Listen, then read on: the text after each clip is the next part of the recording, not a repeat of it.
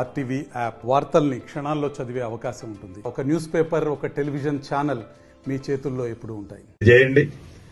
ఇక ప్రధానమైన సమస్య ఇళ్ల స్థలాలు, ఇళ్లు. ఈ రెండింటికి మంత్రిని నేనే, చేయగలిగేది నేనే. కాబట్టి గౌరవ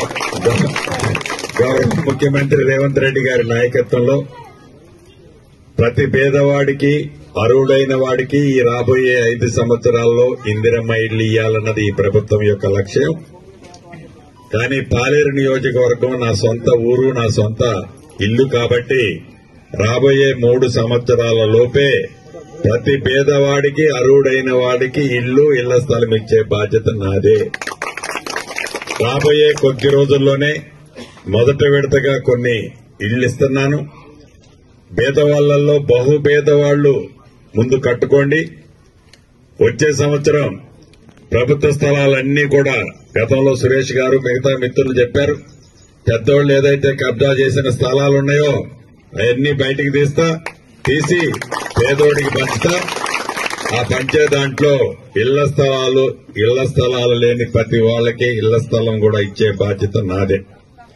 ఇక ప్రధానమైంది, గడిచిన 10 సంవత్సరాల్లో ఆనాటి ప్రభుత్వం ఒక తెల్ల రేషన్ కార్డు లేదు, ఆసరా పెన్షన్ లేదు.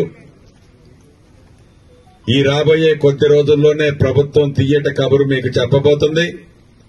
తెల్ల రేషన్ కార్డుతో పాటు ఆసరా పెన్షన్ అర్హులైన వాళ్లకే ఇవ్వటం జరుగుద్ది.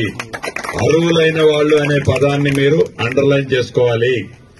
గత ప్రభుత్వంలో నేను మంత్రి గారికి, అప్పుడున్న మంత్రి గారికి దగ్గర, అప్పుడున్న ఎమ్మెల్యే గారికి దగ్గర అని పేదోడికి ఇవ్వకుండా, అర్హుడైన వాడికి ఇవ్వకుండా ఎవరైతే తీసుకున్నారో వాళ్ళ తోక మొదటికి కత్తిరించడం జరుగుతుందని కూడా ఈ వేదిక ద్వారా చెప్తాను.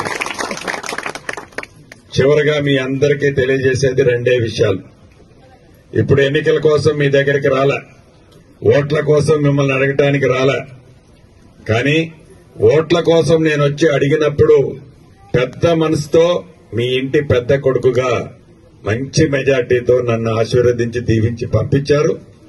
మీ కొడుకుగా మీ కష్టాలు తీర్చాల్సిన బాధ్యత నా మీద ఉంది కాబట్టి తప్పకుండా మీ కష్టాల్లో అండదండలుగా ఉంటానని తెలుపుతున్నాను. మీ గ్రామ పంచాయతీ విడగొట్టాలని అడిగారు. ఇప్పుడు ఎన్నికల ముందు ఇది సాధ్యం కాదు. ఈ ఎన్నికలు జరగనియండి. వచ్చే ఎన్నికల లోపే, ఈ ఎన్నికలు అయిన తర్వాత ఆ ప్రాసెస్ సంవత్సరం పైన పట్టుద్ది. నెక్స్ట్ ఎన్నికల కల్లా గ్రామ పంచాయతీ విడగొట్టడమా, దీన్ని సపరేట్ ఒక మున్సిపాలిటీ చేయటమా, మీ అందరి అభిప్రాయాలు తీసుకున్న తర్వాత నిర్ణయం జరుగుద్దని మీ అందరికీ తెలుపుతూ, మీ ప్రేమ అభిమానాలు ఇలానే ఉండే విధంగా మీ సీనన్న నడుచుకుంటాడని తెలుపుతూ మీ అందరి దగ్గర సెలవు తీసుకుంటున్నా.